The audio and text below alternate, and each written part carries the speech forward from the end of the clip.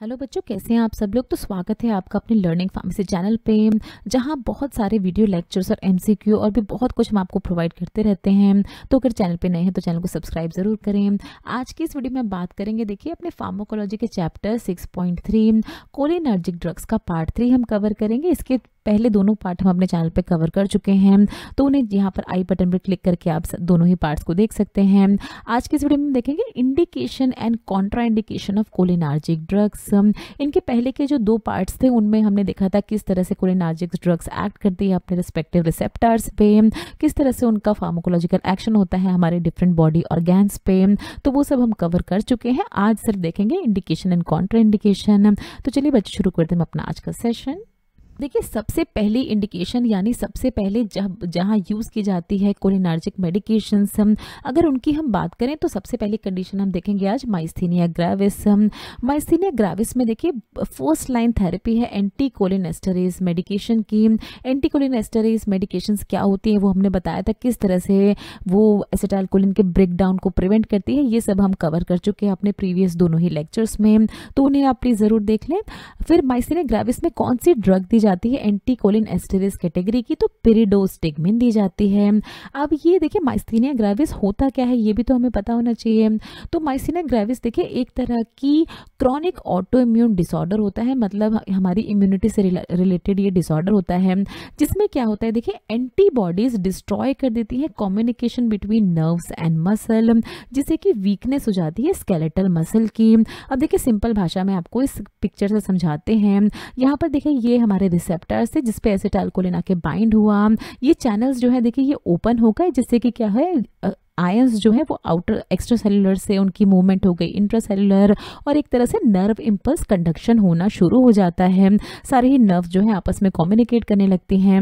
But इस तरह के माइस्थीनिया ग्रेविस डिसऑर्डर में क्या होता है, एंटीबॉडीज, ये ऑटो इम्यून डिसऑर्डर है, मतलब ये जो है देखिए ऑटो इम्यून डिसऑर्डर ऐसे डिसऑर्डर होते हैं जिनकी कॉज जो है वो इतनी नोन नहीं होती है। ये जेनेटिक्स भी होती हैं, इम्यूनिटी में चली आ रही होती है हमारी फैमिली में। तो इस केस में क्या होता है, कुछ एंटीबॉडीज इस तरह के रिसेप्टर पे हमारे बाइंड हो जाती है, रिसेप्टर्स को ब्लॉक कर देती हैं, जिससे अब क्या है आयंस जो है वो एक्स्ट्रा सेलुलर से इंट्रासेलुलर फ्लो नहीं कर पा रहे हैं। अब अगर फ्लो ही नहीं कर पा रहे हैं तो क्या है देखिए नर्व इंपल्स ट्रांसमिशन नहीं हो पा रहा है, नर्व्स आपस में कम्युनिकेट नहीं कर पा रहे हैं, जिसके कारण क्या हो रहा है कि जिस भी रीजन में हमें एक्टिविटी चाहिए थी वो नहीं मिल पा रही है। इसके कारण क्या होता है देखिए बॉडी की बहुत सारी वॉलेंट्री मसल्स, जैसे कि आईज की मसल्स, माउथ की मसल, थ्रोट, लिम्स, इनकी मसल जो है वो आप ठीक से रिस्पॉन्ड नहीं कर पाती हैं। आई की अगर बात करें तो ठीक से देखिए आई हम ब्लिंक नहीं कर पाएगा पर्सन, जिसको भी इस तरह की कंडीशन होगी माइस्थीनिया ग्रेविस जैसी कंडीशन। लिम्स में अगर है तो लिम्स में वो ठीक से चल नहीं पाएगा, क्योंकि नर्व इंपल्स कंडक्शन नहीं हो पा रहा है, ट्रांसमिशन नहीं हो पा रहा है। तो इन तरह की कंडीशन में ताकि ट्रांसमिशन हो पाए अच्छे से, तो इस तरह की ड्रग पिरिडोस्टिगमिन कैटेगरी की ड्रग दी जाती है, प्रिस्क्राइब की जाती है पर्सन को।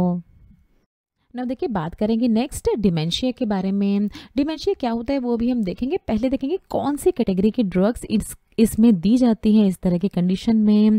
तो देखिए कोलिन एस्टरेज इनहिबिटर्स दी जाती हैं। एसिटाइलकोलिन एस्टरेज के बारे में हमने देखा था अपने प्रीवियस लेक्चर्स में। एक ऐसा एंजाइम होता है कि जो कि एसिटाइलकोलिन को ब्रेक कर देता है। अब अगर एसिटाइलकोलिन का ब्रेक डाउन हो गया तो नर्व इंपल्स ट्रांसमिशन नहीं हो पाएंगी। तो इस तरह की कंडीशन ना हो तो इस तरह के ड्रग्स देखिए कोलिन एस्टरेज इनहिबिटर्स दिए जाते हैं इस तरह के एंजाइम को ब्लॉक करने के लिए। कोलिन एस्टरेज एंजाइम को कौन सी ऐसी ड्रग्स होती हैं तो देखिए रिवास्टिगमिन, गैलेटामिन, डोनाजिपिल, ये सारी ही ड्रग जो है दी जाती है अल्जाइमर्स डिसीज में। अल्जाइमर डिसीज क्या होती है, ये एक ऐसी डिसीज होती है जहाँ पर पर्सन को मेमोरी लॉस हो जाता है, मतलब उसकी डेली की जो एक्टिविटीज होती हैं, जैसे उसकी थिंकिंग एबिलिटी, उसकी डिसीजन मेकिंग एबिलिटी, उसको चीज़ों को याद रखने की जो क्षमता होती है, वो सब धीरे धीरे कम होती जाती है समय के साथ साथ। और ये अल्जाइमर डिसीज जो है देखिए ये बहुत मोस्ट कॉमन टाइप की डिमेंशिया मानी जाती है। तो इस तरह के कंडीशन में हमने ये ड्रग्स देखी कौन कौन सी दी जाती हैं। और कंडीशन हम देखेंगे पोस्ट ऑपरेटिव यूरिनरी रिटेंशन। तो देखिए क्या होता है, बहुत सारे पेशेंट जो होते हैं जब उनका किसी ऑपरेटिव प्रोसीजर के थ्रू उनको भेजा जाता है तो उनकी बॉडी पे उतना ज़्यादा कंट्रोल नहीं रह जाता है।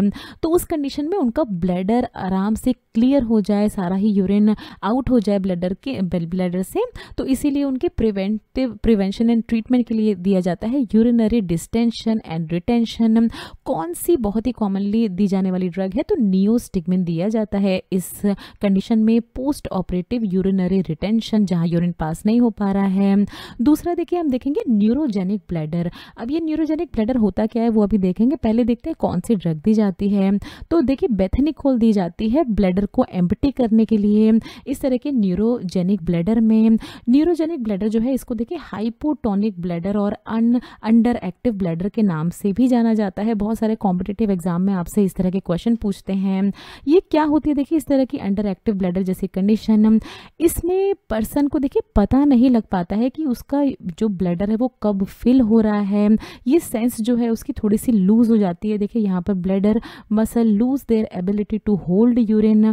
ब्लैडर मसल जो है देखिए यूरिन को अपने में होल्ड नहीं कर पाती हैं जो नॉर्मली कर पाती हैं वो, बट इस कंडीशन में ऐसा नहीं हो पाता है, जिससे क्या होता है यूरिन लीक होने लगता है पर्सन का, उसको पता भी नहीं होता है बट उसका यूरिन जो है वो लीक आउट होने लगता है। तो इस तरह की कंडीशन को ट्रीट करने के लिए दी जाती है बेथनिकोल जैसी ड्रग। बात करेंगे एंटीकोलिनार्जिक ओवरडोज की। तो इस तरह की कंडीशन जब होती है, जब एंटीकोलिनार्जिक ड्रग्स की ओवरडोज हो जाती है किसी भी कारण से, तो दी जाती है हमारी इस कैटेगरी की ड्रग, कोलिनार्जिक कैटेगरी की ड्रग। बहुत ही कॉमनली दी जाने वाली ड्रग है फाइजोस्टिग्मिन। ये स्पेसिफिक एंटीडोट होता है पॉइजनिंग का, जो कि बेलाडोना और दूसरे एंटीकोलिनार्जिक ड्रग्स के थ्रू अगर होती है। अब देखिए बात करेंगे बेलाडोना की। तो ये बेलाडोना क्या होता है, देखिए एट्रोपा बेलाडोना, इस तरह की ये छोटे छोटे इस पे ये पार्ट्स होते हैं इस प्लांट पे, बहुत ही ज़्यादा पॉइजनस होता है ये। इसको डेडली नाइट शेड के नाम से भी जानते हैं। अगर किसी भी वजह से एक्सीडेंटली किसी ने इसको कंज्यूम कर लिया, खा लिया, तो सिम्टम्स बहुत ज़्यादा सीवियर हो जाते हैं उस पर्सन के, जैसे हार्ट बीट बहुत ज़्यादा तेज़ हो जाती है, प्यूपल जो है वो डायलेट हो जाते हैं, डेलेरियम यानी वो कंफ्यूज स्टेट में चला जाता है, हेल्यूसिनेशन होने लगते हैं, उसको भ्रम की स्थिति में चला जाता है, और डेथ भी हो सकती है रेस्पिरेटरी फेलियर की वजह से। तो इस तरह की कंडीशन अगर होती है तो एज अ एंटीडोट यूज किया जाता है फाइजोस्टिग्मिन को। नेक्स्ट देखेंगे हम, देखिए ऑप्थेल्मोलॉजी में। तो हमने देखा था, देखिए ग्लूकोमा क्या होती है, ऐसी कंडीशन होती है जहां पर इंट्राओकुलर टेंशन इंक्रीज हो जाता है पर्सन की आईज में।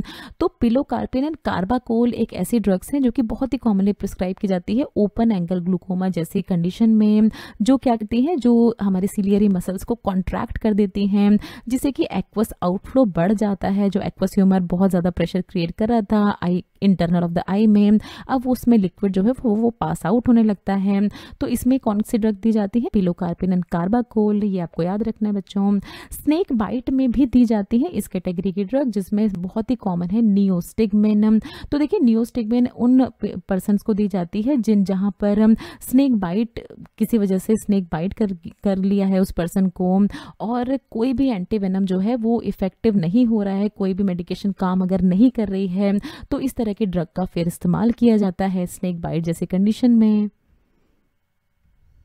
देखिए अभी तो हमने देखा कि कहाँ कहाँ इस्तेमाल की जाती है इस कैटेगरी की drug, cholinergic agonist, cholinergic drugs. अब हम देखेंगे कॉन्ट्राइंडिकेशन कहाँ कहाँ बिल्कुल भी नहीं देना होता है इन तरह की ड्रग्स को, किस किस कंडीशन में। तो देखिए बहुत सारी कंडीशन होती है, जैसे अगर किसी भी ड्रग से एलर्जी है किसी भी पर्सन को, तो नहीं दी जाती है, डॉक्टर्स के द्वारा प्रिस्क्राइब नहीं की जाती है ये ड्रग। ब्रेडिकार्डिया जैसी कंडीशन में नहीं दी जाती है। देखिए ब्रेडिकार्डिया क्या होता है, डिक्रीज हार्ट रेट, बट और ये जो कोलिनार्जिक ड्रग है ये हमने देखा था ये तो हार्ट रेट को और भी रिड्यूस कर देती हैं, तो बहुत ही ज़्यादा सीवियर रिडक्शन हो जाएगा हार्ट रेट में। तो ब्रेडिकार्डिया में भी इसको बिल्कुल नहीं दिया जाता है। अगर इंटेस्टाइनल या यूरिनरी ट्रैक में किसी तरह की रुकावट है तो उस कंडीशन में भी इसको नहीं दिया जाता है। ऑब्स्ट्रक्शन मतलब किसी तरह की अगर डिसीज़ आ रही है उस जगह पे, किसी तरह की बीमारी है, तो नहीं दिया जाता है। प्रेगनेंसी में भी नहीं दिया जाता है इन कैटेगरी की ड्रग्स को। एस्थमा में हमने देखा था कि ब्रोंकाइल मसल कॉन्ट्रैक्शन अगर और ज़्यादा कर देती हैं तो डिसेप्नोया यानी ऑक्सीजन लेवल जो है बहुत ज़्यादा रिड्यूस हो सकता है ब्लड में, क्योंकि ब्रीदिंग ही नहीं होगी ठीक से, तो उस कंडीशन में नहीं दिया जाता है। कोरोनरी डिसीज़, अगर किसी तरह की हार्ट डिसीज़ है तो उसमें भी नहीं दिया जाता है। पेप्टिक अल्सर जैसी कंडीशन में भी नहीं दिया जाता है, क्योंकि ये गैस्ट्रिक एसिड सेक्रीशन को भी बढ़ाती है इस तरह की ड्रग, तो पेप्टिक अल्सर में नहीं देंगे। एरिथमियास जो डिस्टर्ब हार्ट रिदम होती है, इस तरह की कंडीशन में भी नहीं दी जाती है इस तरह की ड्रग्स। एपिलेप्सी, पार्किंसंस एंड रिनाल डिस्फंक्शनिंग, तो ये सारी ही कंडीशन हमने देखी थी जो कि बहुत ही ज़्यादा घातक साबित हो सकती है अगर इस तरह की ड्रग ले ली जाए किसी भी पर्सन के द्वारा। तो ये थी सारी देखिए contraindication of cholinergic drugs. So I hope बच्चों जो वीडियो समझ में आई होगी आपको अच्छे से। एक बहुत ही आसान से क्वेश्चन का आपको आंसर देना है। पूछ रहे हैं आपसे, which of the following drug is used in neurogenic bladder. Neurogenic bladder में कौन सी ड्रग का इस्तेमाल किया जा रहा था, हमने अभी थोड़ी देर पहले ही डिस्कस किया है।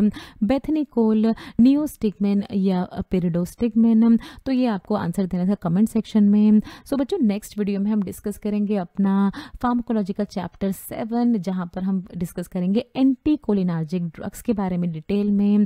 तो बच्चों वीडियो अच्छी लगी तो वीडियो को लाइक ज़रूर करें, शेयर ज़रूर करें अपने फ्रेंड्स के साथ, ताकि बहुत से लोगों को इसका बेनिफिट हो पाए। चैनल को सब्सक्राइब ज़रूर करें, इसी तरह से हमें अपना सपोर्ट दिखाते रहें। तो चलिए मिलते हैं अगली वीडियो में, तब तक आप लोग अपना ध्यान रखें। ये कुछ हमारे रिलेटेड वीडियोस के लिंक है जिन पे क्लिक करके आप इनको देख सकते हैं। दोस्तों लर्निंग फार्मेसी पे आने के लिए और ये वीडियो देखने के लिए आपका बहुत बहुत शुक्रिया। मिलते हैं अगले वीडियो में।